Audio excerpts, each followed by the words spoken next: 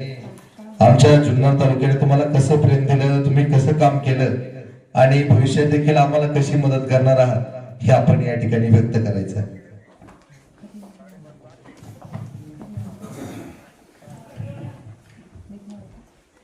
प्रथमतः सर्वांचं धन्यवाद.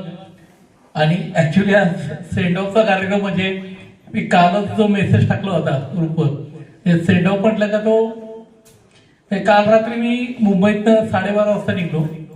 मला सांगायला काही हरकत नाही की 1:30-2 वाजता त्यावेळेस घाटामध्ये ट्रॅफिक 1 तासाचं जाम होतं.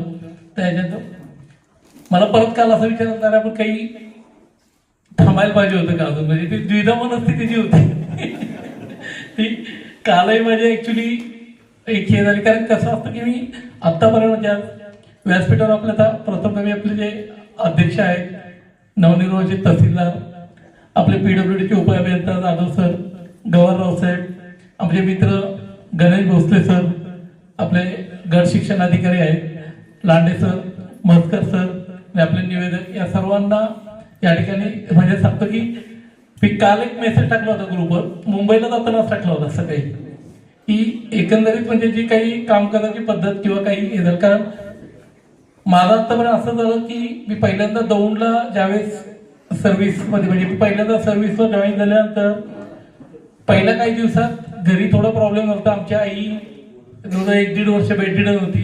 त्यामध्ये माझी सर्व्हिस म्हणजे बराच गॅप पडला होता. परत जॉईन झाल्यानंतर दौंड माझी पहिली पोस्टिंग होती. दौंडला काम करतानाही म्हणजे ज्यावेळेस दौंड सोडायचं होतं, हवेलीला जायचं होतं, मी हवेलीला चाललो होतो.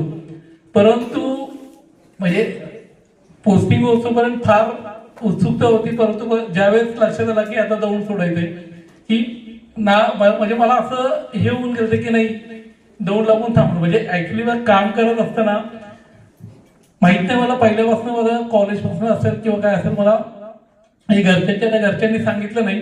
परंतु आमच्या घरच्यांची कायम तक्रार असती की घरापेक्षा म्हणजे मी घरी 3 किंवा 4 तास एका जागेवर बसू शकत नाही. म्हणजे फक्त घरात मित्र असतील किंवा काय बाहेर गेलं का जास्तीत जास्त मित्र बनवणं. मग तो मला सांगायला आपल्याला आनंद वाटेल, 80 वर्षाचा माणूसही माझा चांगला मित्र आहे आणि एकदम 14-15 वर्षाची मुलं माझी चांगली मित्र आहे. म्हणजे मला तो आवडतो, म्हणजे की संघटन करणं किंवा माणसं जोडणं याच्यात म्हणजे मला फार आवडतो. अशातच मी ज्यावेळेस मंत्रालयामध्ये होतो ऑगस्ट 2024ला मुनगंटीवार साहेबांकडे असताना लोकसभा इलेक्शन झाल्या होत्या, त्याच्यानंतर विधानसभा होणार होत्या. राजकीय परिस्थिती म्हणजे लोकसभेचे निकाल पाहता मग मला मंगळवारी जॉईन करण्याची परवानगी भेटली आणि मग त्या ह्याच्यात जुन्नरला येऊन जॉईन झालो. जुन्नर पोस्टिंग करण्याच्या मागे म्हणजे आता माझं पहिलं उद्दिष्ट फार क्लिअर होतं की मी बऱ्याच वेळा शिवजयंतीचा प्रोग्राम पाहिलेला आहे. ते मला कुठेतरी असं वाटायचं की आपण तिथं असताना आपल्याला एकदा तरी लाईफमध्ये शिवजयंती करायची आहे. म्हणजे शिवजयंतीचा प्रोग्राम करायचा आपल्या कारकिर्दीत नियोजन करून याच्या मी ऍक्च्युली खरं जुन्नरला आलो. मी तोपर्यंत जुन्नरला म्हणजे मी पुणे जिल्ह्यातला असताना म्हणजे हे खेळ ऍक्च्युली ते मलाही असं वाटलं की मी कधीच शिवनेरीवर आलो नव्हतो. तेव्हा मी पहिल्यांदा ज्यावेळेस जुन्नर कलेक्टर ऑफिसला जॉईन झालो आणि आल्यानंतर पहिल्यांदा म्हणजे माझं स्वागत झालं. मला भेटले आपले चाचा जे आहेत ते आणि आपले नायब तहसीलदार, म्हणजे नारायणगावच्या शिबिरात आम्हाला पहिल्यांदा त्यांची भेट झाली. त्यांनी तिथं मला बुके वगैरे दिला आणि त्यावेळेस मी त्यांना सांगितलं होतं की मला जायचंय किल्ल्यावर पहिल्यांदा. तर जॉईनिंगला आल्यानंतर मी ऑफिसला न जाता संध्याकाळी 4-1 वाजले होते. आम्ही डायरेक्ट ह्या रेस्ट हाऊसला आलो. R&T त्यावेळेसच्या रास्कर मॅडम होत्या. इथं आपला तो हेडक्वार्टर तलाठी मेडिकली थोडा प्रॉब्लेम होता तरी आपला हवेलीला नाव इंगळे धनकवडीला, तर इंगळे भाऊसाहेब आणि भोसले होते आणि आपला श्याम, ह्याच्यामध्ये आम्ही आलो. इथं आल्यानंतर मी चहा घेतला आणि मी किल्ला चालायला सुरुवात केली. आणि त्या ह्याच्यात मी एकदम म्हणजे मला सांगितलं शिवाईदेवीचं दर्शन घेऊन आणि रस्त्याने मला जाताना कळलं की इंग्रजांना प्रॉब्लेम आहे. मला त्यावेळेस उलट मला असं झालं की अरे मग तुम्ही कशाला आला याच्यावरती. ते म्हटले नाही सर मला गडावर जायला वगैरे. आणि त्यावेळेस मी आपल्या महाराजांच्या भूमीमध्ये पहिल्यांदा महाराजांचं दर्शन घेऊनच मग मी खुर्चीवर बसत होतो, कारण एक्झिक्युटिव्ह पोस्टिंग माझी तशी तहसीलदार म्हणून ती पहिलीच होती. याच्या अगोदर मी दौंड निवासी नायब तहसीलदार केलं, हवेली निवासी नायब तहसीलदार केलं, हवेली निवासी नायब तहसीलदार मी 4.5 वर्ष केलं. आणि ऍक्च्युली तुम्हाला सांगायला काही हे नाही की हवेलीला निवासी नायब तहसीलदार करणं म्हणजे तुम्ही तहसीलदारशिप केल्याच्या पेक्षा फार मोठी गोष्ट असते. आणि खूप म्हणजे सगळ्या पद्धतीचे अनुभव मला हवेलीमध्ये सर्व आले. आणि त्यामुळे जुन्नरची पोस्टिंग ही मला काय होतं की एक्झिक्युटिव्ह म्हणून एक मामलेदार या याच्यावर करायची पहिली पोस्टिंग होती. ते फक्त एक पहिल्यापासून होतं की ज्यावेळेस ते म्हणजे जुन्नर मधला स्टाफ म्हणजे महसूल सेवक असतील, ग्राम महसूल अधिकारी असतील, तुमचे मंडल अधिकारी असतील, ऑफिसचा महसूल सहाय्यक अधिकारी असतील, आपले शिपाई असतील, कॅन्डिडेट असतील, नायब तहसीलदार, म्हणजे मी कायम सांगत असतो मी आपला तर पाहिला, परंतु इलेक्शनच्या माध्यमातून पंचायत समिती, PWD किंवा ऍग्रिकल्चरचा स्टाफ पाहिला. ह्या ठिकाणचं म्हणजे कदाचित मातीतला गुण असेल किंवा काही असं, ह्या ठिकाणी काम करत असताना स्टाफ हा फार समाधानी आहे. म्हणजे मी तुम्हाला सांगितलं की मी पुण्यामध्ये कलेक्टर ऑफिसला काम केलं, चिटणीस म्हणून काम केलेलं आहे. म्हणजे त्यामुळे माझं मुळशी, मावळ, हवेली, दौंड असेल, शिरूर तर माझं स्वतः गाव आहे, की याच्यामध्ये मी पाहिलं होतं की कायम काहीतरी स्पर्धा असते. म्हणजे मग ती सगळ्याच बाबतीतली असते, मंडलाधिकारी असतील, स्टाफ मध्ये असेल किंवा याच्यामध्ये. परंतु ही स्पर्धा मला जुन्नरमध्ये बिलकुल दिसली नाही. त्याला पहिलं उदाहरण म्हणजे अक्षय डाकेचा ज्यावेळेस ऍक्सिडेंट झाला त्यावेळेस तुमची सर्व ग्राम महसूल अधिकारी असतील, म्हणजे तुम्ही सर्वांनी एकत्रित येऊन त्याला ज्या पद्धतीने पहिल्यांदा मदत केली ती पाहिली होती मी. त्याच्यानंतर काम करत असताना बरेचसे अशी काही उदाहरणं झाली. काही ठिकाणी मी म्हणजे कामाच्या ह्याच्यातनं म्हणजे थोडं हे होऊन काही कुणावर ऍक्शन घेण्यासाठी नाही आता ऍक्शनच घेऊ किंवा ह्याच्यात म्हणजे स्टाफच्या बाबतीत सांगता एकदा आता नाव घ्यायला मला काही अर्थ म्हणजे थोरावडे किंवा सुपे आणि यांना माहिती आहे की लिटरली एका स्टाफला पोलीस बोलवणार होतं. मी PI ना फोन पण केला होता, परंतु त्यामध्ये कोरडे असतील, सुपे असतील किंवा यांनी सांगितलं सर ठीक आहे याच्यात म्हणजे तेवढं त्यांना पण माहिती होतं माझा राग तेवढा हे झाल्यानंतर. तसंच कालच्या ZP इलेक्शन मध्ये आपल्या काही याच्यामध्ये की पाठीमागच्या 2019च्या इलेक्शनच्या अगोदर त्या पाऊस झालते खूप अतिवृष्टी. त्या अतिवृष्टीच्या दिवशी अचानक रात्री कात्रजमध्ये एक भिंत कोसळली. भिंत कोसळून त्यामध्ये तुम्ही बातमी 13 ते 14 जण जागेवर गेले होते. सगळे कर्मचारी बिहार आणि झारखंडचे होते.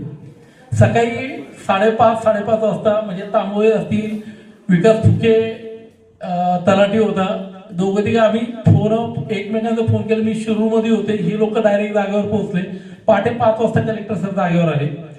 त्या सगळ्या डेड बॉड्या वगैरे काढल्या आणि आम्हाला 7 वाजता बोलून घेण्यात आलं आणि आम्हाला सांगितलं की या सगळ्या डेड बॉड्या तुम्हाला एअरलिफ्ट करायच्या. म्हणजे नॉर्मली कोणताही मृतदेह पाठवताना आपण अँब्युलन्स मध्ये पाठवत असतो, मग ते 36 तास 40 तास असं असतं. आम्हाला वाटलं होतं त्या ह्याच्यात आम्हाला इमिजिएटली सांगितलं नाही तुम्हाला एअरलिफ्ट करायचं, काही माहित नाही कुणाला. म्हणजे तांबोळीची त्यांची टीम होती. आम्हाला कलेक्टरांनी सांगितलं की ते करणार का. महानगरपालिकेचे आपत्ती व्यवस्थापन तुम्हाला फक्त पैसे देईल, म्हणजे लॉजिस्टिक देईल, तिकीट काढून देतील, बाकी सगळं तुम्हाला. कुणालाच काहीच माहित नव्हतं कसं करायचं काय. म्हणजे त्या डेड बॉड्या पोस्टमॉर्टम करून त्याच्यामध्ये आम्ही म्हटलं सर चालेल, म्हटलं आज संध्याकाळपर्यंत गेल्या पाहिजे. म्हणजे सकाळी 8 वाजता सांगते ते सरांचं अपेक्षित होतं की रात्री 12 वाजेपर्यंत त्या सगळ्या बिहारमध्ये झारखंडमध्ये पोहोचल्या पाहिजे. त्याच्या पाठीमागचं सरांची एक मानसिकता अशी होती की सरांचं स्वतःचं गाव. आता आपल्या महानगरपालिका आयुक्त आहे नवल किशोर सर, त्यांच्या तिथे आम्ही पण त्यावेळेस काही नाही म्हणजे यांच्या वतीने आम्ही सांगून आलो की सर करतो. बाहेर आल्यानंतर ह्या टीमला सांगितलं ह्या लोकांनी पुढच्या 1 तासात डेड बॉडी विमानामध्ये न्यायची असेल तर त्याला 8 प्रकारच्या एनओसी दे. वेगवेगळ्या 8 प्रकारच्या एनओसीज होत्या. म्हणजे फार ते कफिन बॉक्स तो असतो ना तो कुठं घ्यायचा, त्याची एनओसी कोणती, तो पॅक कसा करायचा, एव्हिएशनची एनओसी, पोलीस एनओसी, अशा याच्यात करून आम्ही 4 वाजता संध्याकाळी की सर्व रेडी होतो. आणि पहिलं फ्लाईट आम्हाला रात्री 12 वाजता होतं की. आणि त्या याच्यामध्ये आणि त्याच्यामध्ये आमच्या सगळ्या लोकांनी म्हणजे त्या मृतदेहांबरोबर जाणारी जी लोक होती ना की ती कर्मचारी वर्गात होती, ती पोते बांधून घेऊन आलेली होती. म्हणजे त्या माणसाला बिझनेस क्लासमध्ये बसून आम्ही पुणे टू दिल्ली, दिल्लीवरनं पुन्हा ते काही झारखंड आणि बिहारला असं गेलं. म्हणजे अशानं म्हणजे मला हे माहिती आहे हे काम तांबोळे किंवा मनोरे हे जर पुण्यात असतं तर ते 100% करणार, पण जुन्नरमध्ये आल्यानंतर त्यांना 100% लिमिटेशन आहे. किंवा हे पण मला एक माहिती उदाहरण तर ते जो रस्ता आम्ही केलता की त्या रस्त्याच्या वेळेस असं गंमत होती ती, तिथं एक फार जुनं मंदिर आहे, यात्रा होती, त्या मंदिराकडे जाण्याचा रस्ता त्या लोकांनी केला, त्यामध्ये एक जुना कोर्टात काम केलेला माणूस होता आणि तो त्या फॅमिलीला सांगायचा तिथं की असं करू तसं करू, तो त्यांना गाईड करायचा. उताय अगोदर आले, उताय म्हटले की साहेब मला नाही वाटत रस्ता होईल, त्या बाया ते सगळे झालेले, उतायने म्हटलं थांबतो आम्हीच होतो.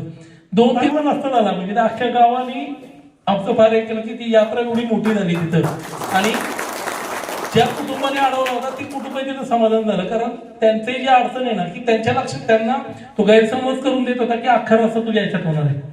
म्हणजे फील्डवर जर फील्ड मॅनेजमेंट आपल्या लोकांची जर चांगली असेल आणि आपल्या लोकांनी जो GR निघला 28 ऑगस्टचा, त्याच्यानंतर बोरी गावात नव्हतं आमचं घेतलेलं, ह्या प्रयोग होणार होता शिरूरला. ह्या लोकांना मी सांगितलं की तुमचं ऑलरेडी म्हणजे तुमची मोजणी झालेली आहे, जिओ मोजणी झालेली आहे की आपल्याकडे सगळे तुमचे लॅटिट्यूड लॉंजिट्यूड आहेत सगळे, आणि मला फक्त त्याचा डाटा जर घेतला तुम्ही मदत केली तर आम्ही 2 दिवसात पूर्ण सगळे रस्ते ना नकाशावर बसवले होते, आणि जे प्रेझेंटेशन जे स्टॉल केलं म्हणजे त्या गावांनी पण मला एवढी मदत केली पुढे जाऊन.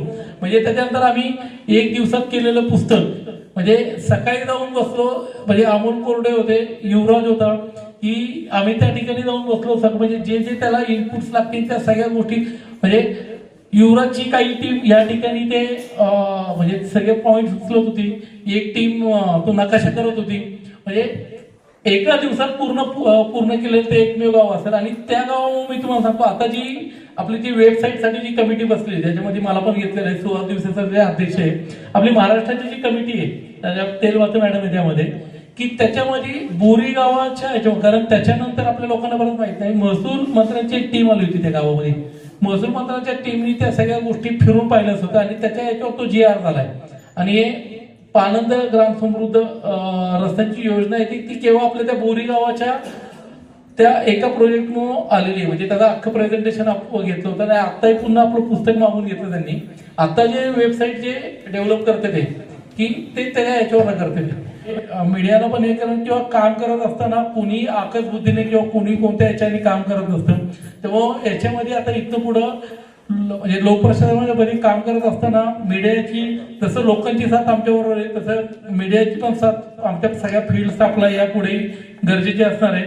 फील्ड स्टाफला सर्वांना परत एकदा सांगतो की व्यवस्थित समन्वय ठेवा, एकमेकांशी कोऑर्डिनेशन ठेवा, एकमेकांना मदत करा आणि एकमेकांना बरोबर घेऊन चला. इथं पुढे जर आपण संघटितून जर काम केलं, संघटितून एकमेकांच्या चुका दाखवल्या, आणि मी जे आता मगाशी सांगता थांबलो की तुमच्याकडे येणारा माणूस त्याचा प्रॉब्लेम घेऊन येत असतो, आपल्याला वाटत असतं हा काय हा हे करतो, एजंटला 100% तुम्ही टाका, परंतु ज्यावेळेस शेतकरी ज्यावेळेस तुमच्याकडे स्वतः येतो की त्यामध्ये ह्या गोष्टीचं भान ठेवा की तोही कुठं तरी काहीतरी एखादी रजा टाकून आलेला असतो, काय त्याच्याबरोबर फक्त व्यवस्थित बोला, त्याचं काय काम आहे ते लिहून ठेवा. लगेच करता जर नाही आलं तर त्याला सांगा किंवा मी हे करतो. माझे काय अनुभव आहे की मी काही लोकांचं म्हणजे फोन करून सांगितलंय, आणि आपल्या जिल्हाधिकारी सरांची पण पद्धत हीच आहे की जिल्हाधिकारी सरांकडे भेटलेला माणूस त्याच्या कामाचं ते उभे राहतील. भलेही फार एखादा तुमच्या अंगावर जरी आला तर लोक नाही तो माणूसच चुकीचा आहे, तुम्ही बरोबर आहे, याच्यासाठी लोक तुमच्यावर राहतील की ही पद्धत इथं पुढे आपल्याला आणण्याची फार गरज आहे. आणि या ठिकाणी आपल्या रजा घेत असताना मलाही ऍक्च्युली फार म्हणजे वाईट वाटतंय किंवा याच्यात पण जसं प्रांत सरांनी पण काल याच्यावर सांगितलं होतं किंवा गौरव साहेबांनी सांगितलं, बदली हा प्रत्येक याचा अविभाज्य भाग आहे, तेव्हा प्रत्येकाला बदलून कुठं कुठं जायचंय. पण कुठं जरी गेलं तर म्हणजे माझा जो नंबर आहे 99-771-337 हा कधी तुम्ही रिंग करा, हा कायम तुमच्यासाठी असणार आहे. कधी काही सांगितलं, उलट मुंबईमध्ये आल्यानंतर ऑलवेज वेलकम, कलेक्टर ऑफिसला तुमचं काय असेल एकदम याच्यावरती कधी पर्सनल अडचण असेल तरी सांगा. म्हणजे काही याच्यावरती एक आपण टीम म्हणून काम केलेलं आहे, यापुढे तसंच राहू. आपण या ठिकाणी काम करत असताना आता शिरसाट सरांबरोबर पण आपण हे फार एक चांगलं काम करणार. आणि सर्वात महत्त्वाचं जुन्नरचं ज्या पद्धतीने आता कलेक्टरच्या आरो मीटिंग मध्ये वगैरे की ठरवाय की 1-2 जर विभाग सोडले की तिथे आपल्या हातात ज्या गोष्टी नाहीये वसुली वगैरे सोडली तर बाकी सगळ्या पॅरामीटरमध्ये आपण खूप चांगलं काम करत आहे. आपला फार चांगला ऑरा आहे. म्हणजे आम्ही लोक ज्यावेळेस काम चांगलं असतं तर आम्ही हे म्हणजे स्वप्नीलच्या बाबतीतच सांगतो. स्वप्नीलचा म्हणजे ज्यावेळेस डेप्युटी डीओनी म्हणजे तो त्यांच्या ऑपरेटरच्या अनुषंगानेच लढत होता, परंतु त्या कोणीतरी डेप्युटी डीओना काहीतरी सांगितलं, मला मेसेज आला तो स्ट्राईक चालू होता त्यावेळेस की नाही तुमचा ऑपरेटर तुम्ही आजच्या आज बदलून टाका. तर त्यामध्ये आम्ही हक्काने नाही तर मॅडम सर्वात चांगला ऑपरेटर तो जिल्ह्यामध्ये. त्यामुळं आम्ही लोक पण ज्यावेळेस अधिकारी ज्यावेळेस तुम्ही सांगता किंवा ज्यावेळेस तुमचं काम चांगलं असं आम्ही आरडीसी असेल, कलेक्टर असेल, ऍडिशनल कलेक्टर असेल, किरकोळ याच्यामध्ये आम्ही सांगू शकतो. लांडे मॅडमच्या वेळेस अनुभव आहे. आपण जो ऍडिशनल कलेक्टरांनी बोलवलं होतं की तिथं आम्ही सांगू शकतो की नाही ती व्यक्ती अशी करू शकत नाही, अनावधान झालेली गोष्ट आहे. त्यामुळे आपल्या कामात आपण क्लिअर राहा. जेवढं आपल्याला चांगलं करता येईल तेवढं करा. काही गोष्टी आपल्या हातात नसतील. मलाही काही गोष्टी करता आल्या नाही. काही लोकांना काही गोष्टी आपल्याला काही अडचणींमुळे त्या पूर्ण होऊ शकल्या नाही. त्या निश्चित आता तुम्ही यापुढं सरांच्या मदतीने पूर्ण करणार आहे या अपेक्षा ठेवतो. आणि पुन्हा एकदा आपल्या सर्वांना शुभेच्छा देतो. आपण कायम बरोबर राहणार आहे. कायम हे म्हणजे मी म्हटलं आपण भेटत राहणार. मी मुंबईला जरी असेल तर मुंबई किंवा पुणे याच्या कुठे म्हणजे फोन करा कधी असतो. आणि मी परत एकदा सांगतो कसलंही काही काम असेल कम्युनिकेशन ठेवा, बिंदास सांगा. उलट आता तर तहसीलदार नाही मी, म्हणजे आता तुम्ही फार हक्काने सांगितलं पाहिजे सर असाचा प्रॉब्लेम मला आणि हे बघा हे असं होतं, तुम्ही यांना सांगावं लागतं तुम्हाला की उलट एकदम मोठ्या भावासारखं सांगा, एक कुटुंब म्हणून सांगा. परत एकदा सर्वांना शुभेच्छा देतो. आपलं पंचायत समितीचा स्टाफ असेल, आदिवासी विभागाचा स्टाफ असेल, आपली फार म्हणजे इलेक्शन मध्ये म्हणजे पहिली मीटिंग आता सर ते आले नाही तुमचे मनसुडे साहेब, पहिल्याच मीटिंगला मी फार चिडलो होतो.